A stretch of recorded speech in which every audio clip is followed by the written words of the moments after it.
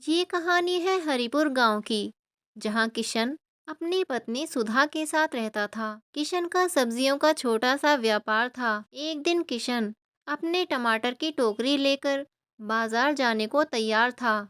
उसकी पत्नी ने चिंता से पूछा, किशन, इस बार कोई नया धंधा क्यों नहीं सोचते? हर बार रघु तुम्हारी नकल कर लेता है। हे भगवान! आज मैं टमाटर बेचने निकला हूँ।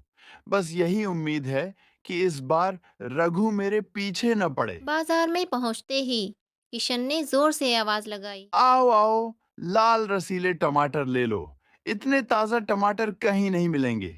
ग्राहक उसकी दुकान पर आने लगे। भाई 1 किलो टमाटर देना, लेकिन ध्यान से देख कर देना। सड़े गले टमाटर नहीं चाहिए। अरे भैया, मेरी दुकान पर सड़ा गला कुछ नहीं मिलेगा। देखो, एकदम ताज़ा और लाल टमाटर। हरी को लग रहा था कि आज अच्छी कमाई होगी। तभी अचानक सामने से वही जानी पहचानी आवाज आई। आओ आओ, ताजा और लाल टमाटर ले लो। इससे बढ़िया टमाटर कहीं नहीं मिलेंगे, और वो भी सस्ते में। किशन चौंक कर पीछे मुड़ा तो देखा कि रघु ने उसकी दुकान के ठीक सामने अपनी दुकान खोल ली थी। वही टमाटर, वही आवाज, और दाम भी कम। अरे रघु, ये क्या कर रहा है? तू फिर मेरी नकल करने लगा? अरे भाई, व्यापार में दिमाग चाहिए। तू जो बेचेगा, मैं उससे सस्ता बेचूंगा। देखते ही देखते ग्राहक रघु की दुकान पर जाने लगे।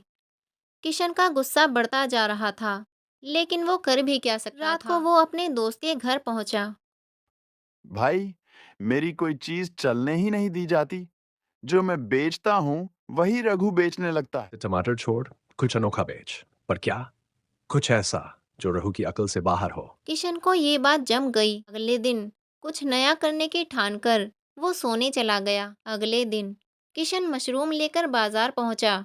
उसने आत्मविश्वास से आवाज लगाई। आओ आओ, ताजा और मुलायम मशरूम, सेहतमंद और स्वादिष्ट।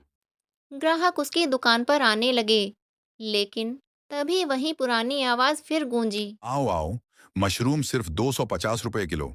किशन ने गुस्से से देखा। वही रघु, वही चाल। ग्राहक फिर रघु की ओर भागने लगे। अब तो हद हो गई। कुछ भी करूं, ये मेरी नकल के बिना मानता ही नहीं। रात को घर आकर किशन ने अपनी पत्नी से चर्चा की। अब मैं ऐसा धंधा करूंगा जिसकी नकल कोई नहीं कर पाएगा। पर क्या करोगे? बस देखती जाओ। अगले कुछ हफ्तों तक किशन चुपचाप अपनी छत पर बकरियां पालने लगा। वो उन्हें खिलाता, उनकी देखभाल करता, और धीरे धीरे उनका अच्छा झुंड तैयार हो गया। इधर रघु को चिंता सताने लगी कि किशन अब बाजार क्यों नहीं जा रहा। आखिरकार उसने क्या नया शुरू किया है। एक दिन रघु किशन के घर जा पहुंचा। भाभी, किशन भाई कहाँ हैं? आजकल दिखते ही नहीं। अब मेरे पति छत पर व्यापार कर रहे हैं। छत पर व्यापार? वहां क्या उगा रहे हैं? जाओ, खुद ही देख लो। रघु ने जबरदस्ती झांक कर देखा तो छत पर पानी भरा हुआ दिखा। ओह, तो किशन छत पर मछली पालन कर रहा है। अरे वाह, किशन ने कमाल कर दिया। ये धंधा तो जबरदस्त है। अब मैं भी यही करूंगा। रघु जल्दी जल्दी घर की ओर भागता है और अपनी पत्नी से कहता है। सुनो, फटाफट तैयार हो जाओ। हमें अपनी छत पर बड़ा सा टैंक बनवाना है। टैंक? पर क्यों? मछलियां पालनी है। किशन यही कर रहा है और बहुत पैसे कमा रहा है। अब हम भी अमीर बनेंगे। लेकिन इतनी जल्दी कैसे? ज्यादा मत सोचो, बस मजदूर बुलाओ और काम शुरू करवाओ। वो तुरंत अपनी छत पर मछलियों के लिए टैंक बनवाने लगा।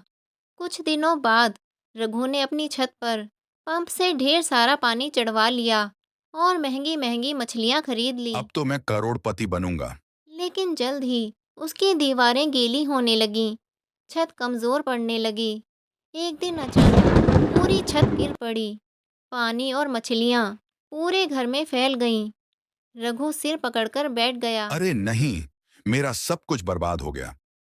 तभी किशन वहां आया और ठहाका मारकर हंस पड़ा। रघु भाई, मैंने तो छत पर बकरियां पाली थीं और तुमने बिना सोचे समझे मछलियां पाल ली। अब भुगतो अपनी गलती की सजा। रघु को समझ आ गया कि सिर्फ नकल करने से व्यापार नहीं चलता, उसके लिए अकल भी चाहिए। अब समझ आया भाई। अगली बार से नकल करने से पहले सोचूंगा। किशन मुस्कुराया और इस बार वो अपने बकरी के व्यापार के साथ खूब तरक्की करने लगा।